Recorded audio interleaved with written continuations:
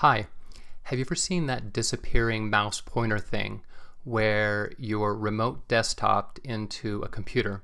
You RDP into term serve 4 or you RDP into term serve 3 and you have Excel up, for example. That's an especially bad one where you go over some cells and the mouse pointer disappears. Well, I've got a really easy fix for that.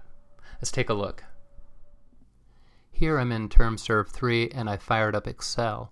And the cursor works momentarily until I come in here and type something, for example, and then, my cursor's still here, but it's like disappears.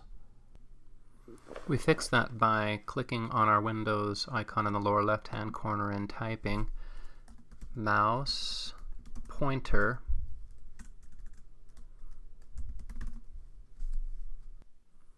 and clicking on the top match, change the mouse pointer size.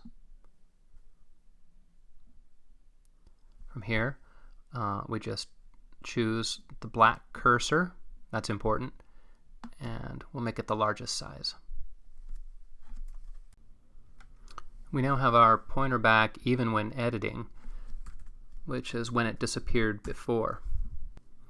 A quick note on other Windows versions, like some of our servers, going down to the Windows key and typing mouse pointer brings up the mouse properties like this. You just need to go to the middle tab, Pointers, and select Windows Black. That's important. And then you'll be able to see, you always see your pointer in whatever your app you're in, especially in Visual Studio or SQL Server Management Tool, which it was particularly a bad problem. Okay, I hope this helps somebody else out with their disappearing mouse pointer problem. Thanks for watching.